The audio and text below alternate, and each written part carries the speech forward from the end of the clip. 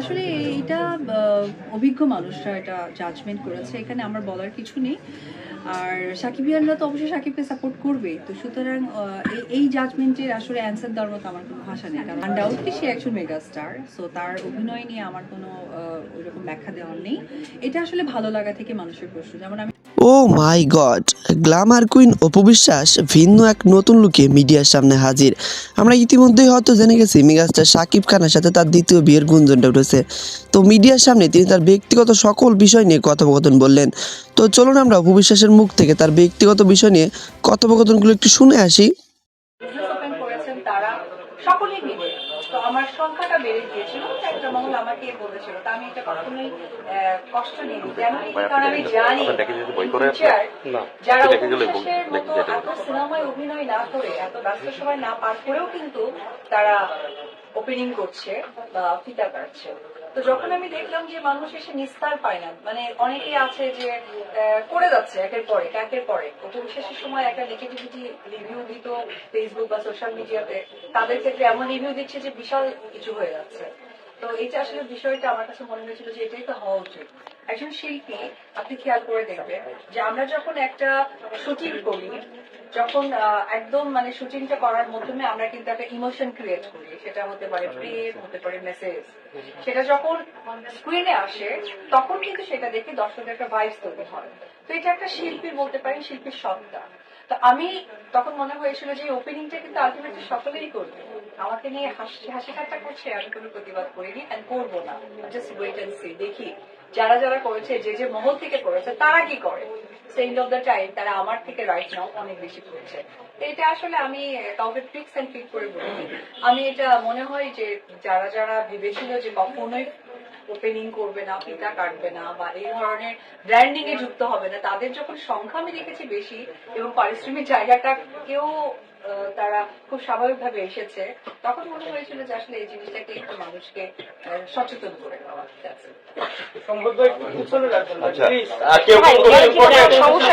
তুমি নজর করো না, ঠিক মতো বসো। তুমি তুমি নজর করলে সবাই মুভ করে। আচ্ছা মাহি, আর তুই এর করবি না? না না, আমার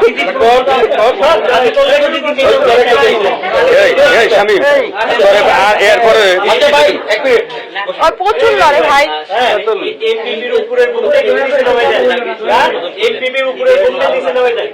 ওই যে জানাল জানাল এবার খুব সুন্দর আরেকটা প্রশ্ন পেয়েছি, সেটা হচ্ছে সামনে তো রোজার পরে আমরা আমাদের সবচেয়ে মুসলিম ধর্মাবলম্বী যারা আছেন সহকারে, বাংলাদেশে সহকারে যারা আছেন, তাদের বড় এক উৎসব আমাদের এই রোজাই। একটা মাস রোজা করার পর যখন ঈদের দিনটা আসে, তখন আসলে বিশেষ করে ঈদের ক্ষেত্রে তাদের সৌন্দর্য বর্ধনে কোনো প্রকার কোনো কম্প্রোমাইজ না থাকে। তো আমি আসলে ঠিক রোজার আগেই বলতে পারি, পাশাপাশি আরেকটাও বলতে পারি, ভ্যালেন্টাইন 14 ফেব্রুয়ারি।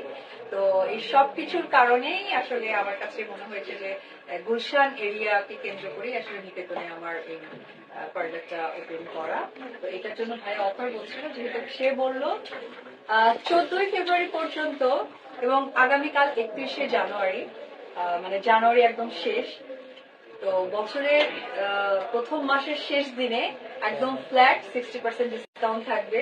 অবশ্যই আপনারা চলে আসবেন আমাদের signature AV beauty parlour boutiques Niketan ব্রাঞ্চে। আর 14 ফেব্রুয়ারি পর্যন্ত টানা ফ্ল্যাট 50% থাকবে। দিদি, যেটি ভালোবাসা দিবসের প্রসঙ্গটা আসলো, তো ভালোবাসা দিবস নিয়ে আপনার পরিকল্পনা কি? আসলে এখন ভালোবাসা নিয়ে পরিকল্পনা আমার কাজ, আমার বিজনেস। তোমরা সকলেই আমার ভাই ব্রাদাররা, কারণ আমি তোমাদেরকে এনগেজ করতে পারলে না আমারও ভালো লাগে। যখন তোমাদের এই চ্যানেলগুলো আমি স্ক্রল করি, নতুন কিছু পাই, তখন ভালো লাগে যে কাজ হচ্ছে কিনা তারাও সেই ফুটেজটা পাচ্ছে, ফুটেজ ইউজ করছে, কোনো নেগেটিভিটি ছড়াচ্ছে না। তো সেই জায়গা থেকে আসলে ভালোবাসা দিবসটা ওরকম স্পেসিফিক কিছু নেই আমার কাছে। সারা জীবন ভালোবাসা দিবস। এখন প্রত্যেকটা দিবস নেই আসলে আমার প্ল্যানিং, বিজনেস, আমার কাজ, সিনেমা এবং নতুন কিছু। দিদি, আরেকটা জিনিস জানতে চাইবো, মেয়েদের জন্য তো এত আত্মীয়পূর্ণ আসলে করছেন, আমাদের ছেলেদের জন্য আসলে খাওয়া দাওয়া শেষ করে বুঝে গেল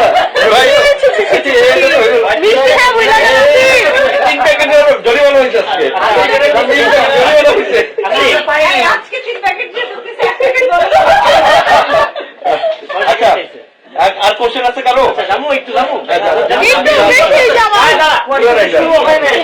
এই একটা কথা বলি, হ্যাঁ। তুমি এটা প্লিজ তোমরা চালিও। এই যে আমাকে পাওয়ার পর যে মানুষগুলো একটা আনন্দ, আমি অনেক সময় দেখি অনেক জায়গায় গিয়ে সেই আনন্দটা পাই না। মানে এই যে মনে হয় যে কেউ আমার রক্তের ভাই না, বাট রক্তের মতো একটা আবদার ফিল করে। আমরা রিলিজনেও হয়তো বা ম্যাচ করে না, বা কি বলবো, তো ওই জায়গা থেকে মানে হয় না যে এই ভালোবাসাটা সত্যি চিরন্তন, আমি যেন ধরে রাখতে পারি তোমাদের এই ভালোবাসা, এটাই সবসময় আমি তোমাদের কাছে দোয়া চাই ভাই।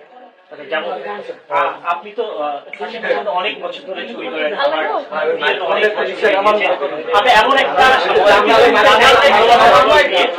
মানে এমন একটা স্মৃতি শুনতে চাই, ভালোবাসার পরিচয় জীবন দিয়ে sacrifice করবেন, যেটা আদৌ কোনো মানুষ শুনে না, আমার আসলে ভালো লাগতো ওনাকে নিয়ে ওরকম কোনো স্মৃতিচারণ নেই, কারণ আমি এত প্রোগ্রামে গিয়েছি, এত অ্যাটেন্ড করেছি, সুতরাং সকলেই জানে। তো ওইরকম আমার আসলে স্পেশাল কোনো মেমোরিজ নেই।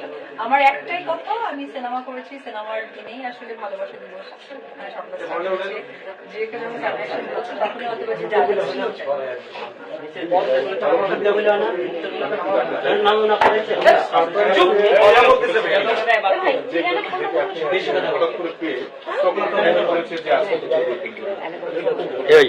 ক্লিয়ার করে তো কিছু বলবি। কারণ আমি যেদিন থেকে ইন্ডাস্ট্রিতে এসেছি সেদিন আসলে এই প্রত্যেকটা ডেট গুলো আসলে খুব কাউন্টিং থাকে। পূজা, ভালোবাসা দিবস, পহেলা বৈশাখ, কারণ সেই সময়গুলোতে আসলে আমার কাজের রিলিজ হতো এবং কাজের জন্য খুব প্রচুর থাকতো ওইরকম তখন ছিল। দিদি আমার একটা কোশ্চেন আছে যে সাকিবের যে বর্বত সেলিব্রেশনে হিসের একটা ব্যাপার ছিল, আপনার রিসেন্ট একটা পোস্টেও দেখা গেছে এরকম, তো আমরা কি নতুন কোনো চমক পেতে যাচ্ছি? আসলে কোনো হিন্ট দিচ্ছেন আপনি? এটা একটু জানতে চাচ্ছিলাম স্পেসিফিকলি। হ্যাঁ দিদি, লোক তার ক্যামেরা ফাইল রেখে দিদি।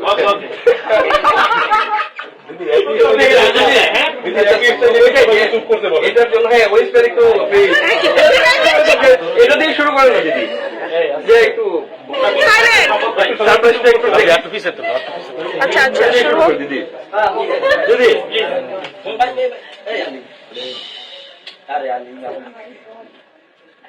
Thank you. এটা হচ্ছে আমার সিনেমার যে ফার্স্ট লিপটা সবাই দেখেছি এবং এটা নিয়ে অনেক বেশি কিউরিয়াস, তো তার জন্য ওয়েট করতে হবে সিনেমা রিলিজের জন্য। দিদি একটা কোয়েশ্চন, এখন নির্বাচনে আমেজ চলতেছে, সেক্ষেত্রে আপনি কোথাকার ভোটার একটু বলবেন, আমেজটা নির্বাচন আপনি কিভাবে অনুভব করতেছেন একটু জানতে চাই। আমি যেহেতু শিল্পী, আমি আমার কাজ নিয়ে ব্যস্ততা আছে, অবশ্যই এটা আমি ফিল করছি। আর আমি হচ্ছে ঢাকার, কত বড় নম্বর আসবে না? এটা মনে হয় যদি নির্বাচনের সঙ্গে যেহেতু আসলো, নির্বাচনের জয়ী পরাজয় অবশ্যই হবে, একদল জিতবে একদল পরাজয় হবে। জয়ী সরকারের কাছে আপনার কি চাওয়ার আছে বা আপনি পরবর্তী বাংলাদেশকে কিভাবে দেখতে চাচ্ছেন? আমি একটি কথাই বলতে চাই যে